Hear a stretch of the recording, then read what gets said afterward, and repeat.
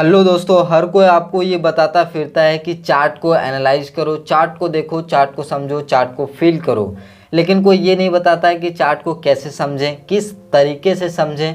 तो आज मैं आपको बताने वाला हूँ कि चार्ट को कैसे समझ सकते हैं। चार्ट को समझने के लिए हमें क्या क्या करना पड़ेगा। तो देखिए, इसके लिए दो कॉन्सेप्ट है। सबसे पहला तो ये है कि मार्केट में दो तरह के लोग हैं। पहला तो एक रिटेलर्स, दूसरा है ऑपरेटर्स। अब हमें जानना है कि रिटेलर्स कैसे एंट्री करते हैं और ऑपरेटर कैसे एंट्री करते हैं। रिटेलर्स के कन्फर्मेशन क्या क्या होते हैं और ऑपरेटर के कन्फर्मेशंस क्या होते हैं। रिटेलर्स का चैलेंजेस क्या क्या होता है मार्केट में और ऑपरेटर के चैलेंजेस क्या क्या होता है मार्केट में। तो आइए देखते हैं। तो सबसे पहले बात करते हैं कि रिटेलर्स ट्रेड कैसे लेता है या फिर रिटेलर्स का कन्फर्मेशंस कैसे होता है। लेकिन उससे पहले मैं बताना चाहूँगा कि मार्केट कैसे चलता है। मार्केट चलता है 1 बायर इक्वल टू 1 सेलर, यानी कि अगर मार्केट में कोई बाय कर रहा है तो कोई सेल कर रहा होगा। अगर कोई सेल नहीं कर रहा है और बाय हो रहा है तो ऐसा मार्केट चल ही नहीं सकता। ये एक यूनिवर्सल फैक्ट है जो कि अभी 2023 चल रहा है, 2050 आ जाए, चाहे कुछ भी आ जाए, 1 बायर इक्वल टू 1 सेलर, ये कंसेप्ट हमेशा रहेगा मार्केट में। तभी मार्केट मूव करेगा, तभी मार्केट चलेगा। अगर ये नहीं रहेगा तो मार्केट नहीं चलेगा। तो अब हम समझते हैं कि रिटेलर्स के क्या क्या कन्फर्मेशंस होते हैं। तो रिटेलर्स को यूट्यूब पे काफ़ी सारे चीज़ों सिखाया जाता है जो कि फ्री में अवेलेबल होता है, कुछ कोर्सेज भी अवेलेबल होते हैं। रिटेलर्स कैसे एंट्री लेते हैं मार्केट में, उनके लिए कन्फर्मेशंस के क्या क्या तरीके होते हैं। मल्टीपल कन्फर्मेशन है, जैसे कि ऑप्शन चेन देखना, चार्ट पैटर्न देखना, कैंडलस्टिक पैटर्न देखना, वॉल्यूम, फिबोनाची, प्रीवियस डे का हाई, प्रीवियस डे का क्लोजिंग, प्रीवियस डे का बॉटम, और इस तरह का ना जाने कई सारे कन्फर्मेशन है। साथ ही साथ सपोर्ट पे बाय करना, रेजिस्टेंस पे सेल करना। ये क्या है, ये रिटेलर्स के कन्फर्मेशंस होता है। अब रिटेलर्स से मेरा क्या मतलब है, रिटेलर से मेरा मतलब है कि जो लोग जिनके पास कम कैपिटल है और जो बड़े बड़े कैपिटल वाले लोग हैं, जैसे कि 1000 करोड़, 100 करोड़, 500 करोड़, ऐसे जो लोग हैं, जैसे कि बैंक्स, इंस्टीट्यूशंस। बैंक हमको एफडी में या फिर फंड्स में, म्यूचुअल फंड्स में हमें रिटर्न्स प्रोवाइड करती है। वो कहाँ से प्रोवाइड करती है? सिंपल से, वो भी तो कहीं से कहीं ना कहीं तो अर्न करती होगी। क्या वो घर से हमें पैसे देती है? बिल्कुल भी नहीं।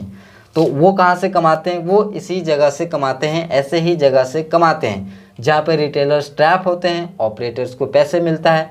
तो मैंने आपको बताया कि रिटेलर्स के क्या क्या कन्फर्मेशंस होते हैं, ट्रेड कैसे लेना है वो भी बताऊंगा। रिटेलर्स के मल्टीपल कन्फर्मेशंस है, जैसे मैंने आपको बता दिया, कैंडल क्लोजिंग का वेट करो, 15 मिनट का हाई लो कैंडल, उसके बाद मतलब तरह तरह के जो कि फ्री ज्ञान मिल जाता है। ट्रेंड लाइन ब्रेकआउट, सपोर्ट पे बाय, रेजिस्टेंस पे सेल, ये होते हैं रिटेलर्स के कन्फर्मेशंस। ऑपरेटर के कन्फर्मेशंस क्या होता है? ऑपरेटर को चाहिए लिक्विडिटी। क्यों चाहिए लिक्विडिटी? लिक्विडिटी क्या होता है? जैसे कि ऑपरेटर्स के पास बड़ा फंड होता है, उनके पास चैलेंजेस क्या है? ऑपरेटर के पास चैलेंजेस ये है कि उनकी क्वांटिटी मार्केट में कैसे लाया जाए। मार्केट में क्वांटिटी, पैसा लगाना और पैसा निकालना, ये उनके लिए सबसे बड़ी चैलेंजेस है। और वो पैसा तभी लगा पाएंगे जब उनको लिक्विडिटी मिलेगा। लिक्विडिटी मतलब कि सबसे ज़्यादा उनको एक तरफा बाय और या फिर सेल करने का जहाँ पे इंफॉर्मेशन मिलेगा, वहाँ पे वो लोग अपोजिट काम करेंगे। तो क्या ऑपरेटर और रिटेलर एक दूसरे के दुश्मन है? बिल्कुल भी नहीं। ऑपरेटर की मजबूरी है क्योंकि उनके पास इतना बड़ा फंड है, इतने बड़े वो इंस्टीट्यूशन चलाते हैं, उन कई सारे लोगों का फंड मैनेज करते हैं, ठीक है, जैसे म्यूचुअल फंड, बड़े बड़े म्यूचुअल फंड हाउस। तो ये सारे लोग यहाँ पे काम करते हैं और ट्रेडिंग में। तो ट्रेडिंग में उनको बड़ा सा कैपिटल लाना और एग्जिट करना, ये सबसे बड़ा मुसीबत होता है। तो इनके पास होता है एल्गोज, इनके पास होता है बड़े बड़े सिस्टम, तभी तो ये इतने सारे अपना पोजीशन, इतने पैसे मार्केट में लगा पाते हैं और इजीली एग्जिट कर पाते हैं। क्योंकि कोई भी इंसान के मैनुअल पॉसिबल ही नहीं है कि वो 500 करोड़ या फिर 1000 करोड़ बाय सेल कर ले। इसके लिए उनके पास एल्गोज होते हैं, उनके पास सिस्टम्स होते हैं, ऑटोमेटिकली उस लेवल्स पे लिक्विडिटी उनको मिलता है। बाकी उनके पास कुछ और इन्फॉर्मेशंस होते हैं जो कि हमारे पास बिल्कुल भी नहीं होता है। जैसे कि कोई भी न्यूज़ बेस, तो सबसे पहले न्यूज़ उनके पास होता है कि इस न्यूज़ में क्या होगा, 90% रिटेलर्स क्या सोचेंगे, कहाँ पे बाय करेंगे, क्या सेल करेंगे, उनको अच्छे से पता है, उनको लिक्विडिटी कहाँ पे मिलेगा, सबसे ज़्यादा बायर्स कहाँ पे आएगा, कौन सा जोन ब्रेक करने पे आएगा, उनको अच्छे से पता है। जैसे कि मैं अभी आपको चार्ट पे दिखाता हूँ। जैसे कि अगर मार्केट को ऊपर जाना है तो आप हमें बताइए कि अगर यहाँ से मार्केट इस तरह से आ रहा है तो यहाँ से ऊपर जाना ईजी होगा या फिर यहाँ से ऊपर जाना ईजी होगा। मार्केट के लिए कहाँ से ईजी होगा? एक सिंपल कॉमन मैन के लिए ये सोचने की बात है। लॉजिक काम करता है ट्रेडिंग में, लॉजिक आपको सीखना होगा, साइकोलॉजी सीखना होगा, तभी यहाँ पे काम बनेगा। ठीक है, अगर आप रिटेलर जो यूट्यूबर्स बताते हैं, यूट्यूब पे कन्फर्मेशंस बताते हैं, ट्रेंड लाइन ब्रेक हो गया, ये सपोर्ट ब्रेक हो गया, वो चीज़ें एक्चुअली में मार्केट में काम नहीं करता है। काम करता है 2 से 3 बार, बाकी 6 से 7 बार आपका स्टॉप लॉस हिट होगा 10 में से। ठीक है, तो आप हमें यहाँ पे बताइए कि मार्केट को अगर ये ऊपर जाना होता तो यहाँ से ईजी होता या फिर यहाँ से ईजी होता? तब मार्केट में आप हमें बताइए कि जब यहाँ से आ गया तो कुछ लोग ये एक्सपेक्ट करते हैं कि ये पिछले दिन का यहाँ पे टॉप का ये रेजिस्टेंस था, अब सपोर्ट की तरह रिएक्ट करेगा, तब हम यहाँ पे बाय करेंगे। अब यहाँ पे बताइए कि अगर मार्केट को ऊपर जाना होता तो यहाँ से चला जाता, यहाँ से चला जाता, यहाँ से चला जाता है। एग्जैक्टली इसको इसी लेवल पे क्यों आना है भाई? ये चीज़ें कई सारे लोग नहीं सोचते हैं, और ये चीज़ें जो लोग सोचते हैं वो ट्रेडिंग में सक्सेसफुल हो जाते हैं। तो ये है यहाँ पे रेजिस्टेंस, एग्जैक्टली यहाँ पे आया, लोग यहाँ पे आया, सपोर्ट की तरह रिएक्ट किया, कैंडल भी बुलिश बनाया, ताकि यहाँ पे लोग एंट्री करें। एंट्री करेगा तभी तो यहाँ पे मार्केट नीचे जाएगा। मार्केट हवा में कभी भी नहीं चलता है, क्योंकि जैसा कि मैंने आपको बताया 1 बायर्स इक्वल टू 1 सेलर। अगर यहाँ पे कोई बाय करेगा तभी तो ये ऐसे जाएगा। अगर यहाँ पे मान लीजिए सारे लोग सेल करेंगे तो ऐसे कहाँ से जाएगा भाई? सारे लोग सेल कैसे कर पाएंगे? बाय किसी को तो बाय करना होगा ना।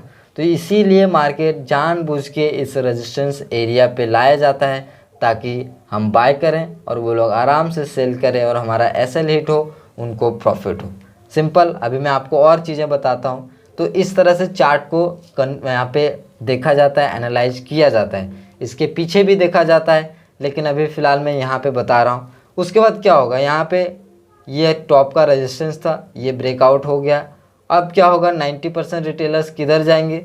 अभी कुछ लोग बोलेंगे कि वीडियो यहाँ पे चार्ट बन गया तब यहाँ पे ज्ञान दे रहा है, बट यहाँ पे ऐसा नहीं है। एक्चुअली इस चीज़ को जब आप फील करेंगे तब आपको पता चलेगा। तो यहाँ पे आप देखेंगे कि मार्केट इस तरह से बड़ी बड़ी कैंडल, तो लोगों को लगा कि अब मार्केट नीचे जाएगा, और यहाँ से आप यहाँ पे एक चीज़ देखेंगे तो यहाँ से आप यहाँ से देखेंगे अच्छा खासा मूव आ गया। अब इस मूव के साथ हमें बताइए फिबोनाची लेवल यहाँ पे आपका आएगा 50% का लेवल, 60% का लेवल, हर कोई ऐसे प्लान कर रहा होगा, क्योंकि इस मूव के साथ इस तरह का कोई भी प्लान नहीं करेगा। जाहिर सी बात है सारे लोग ऐसे प्लान कर रहे होंगे, तो क्या उस तरह से मार्केट किया?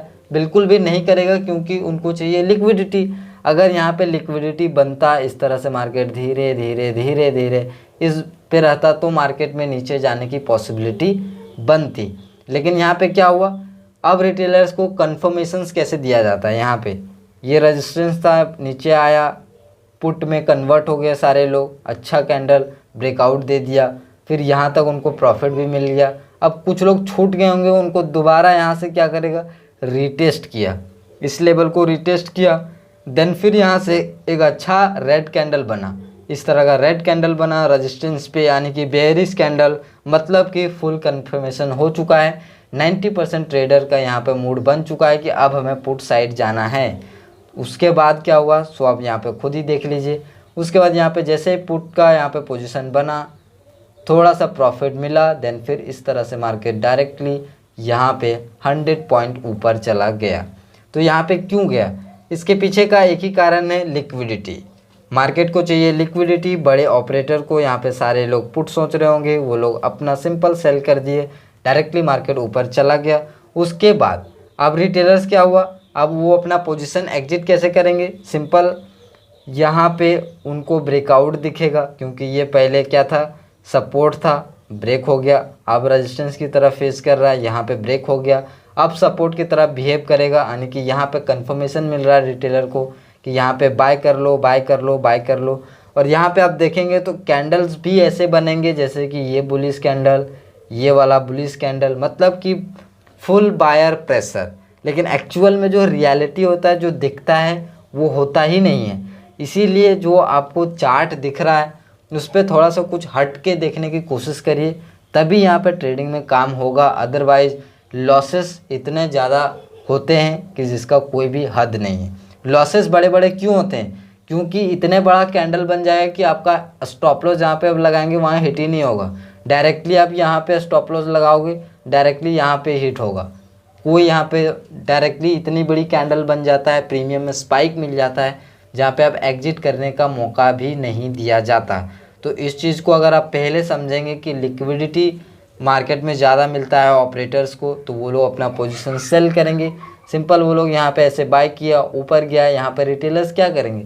सिंपल, अब वो लोग बाय करेंगे, वो लोग अपना पोजीशन एग्जिट करेंगे, मार्केट नीचे आ गया, देन फिर यहाँ पे अगर उनको सस्ता मिलेगा फिर बाय करेंगे, फिर यहाँ पे मार्केट, इसी तरह से मार्केट चलता है। तो अभी मैं अगर आपको इस वीडियो में अच्छा खासा अगर आप लोगों ने प्यार दिखाया, कमेंट किया, लाइक किया, तो मैं आपको कन्फर्मेशंस बताऊंगा कि आप कैसे ट्रेड में एंट्री ले सकते हो। जैसे कि यहाँ पे इस तरह से हुआ, तो आप कहाँ पे ट्रेड ले सकते हो? यहाँ पे कन्फर्मेशंस क्या क्या थे ऊपर जाने का, और पीछे वाले चार्ट को आपको कैसे एनालाइज करना है, वो सारा कुछ मैं आपको बताऊंगा। साथ ही साथ यहाँ से ऐसा ऊपर क्यों गया, इसका रीजंस मैं आपको एक्सप्लेन करूँगा। अगर इस वीडियो में मुझे अच्छा खासा प्यार मिलता है, आप लोग प्यार करते हो, कमेंट करते हो, लाइक करते हो, शेयर करते हो, सब्सक्राइब करते हो, उसके बाद, नहीं तो फिर इस तरह का वीडियो बनाने का कोई भी मतलब नहीं होगा। तो दोस्तों, इस वीडियो में इतना ही। उम्मीद करता हूँ कि आपको ये वीडियो पसंद आया होगा। वीडियो पसंद आया तो लाइक करिए, चैनल पर नए हैं सब्सक्राइब करके जाइए। मिलते हैं अगले वीडियो में, तब तक के लिए नमस्कार, जय हिंद।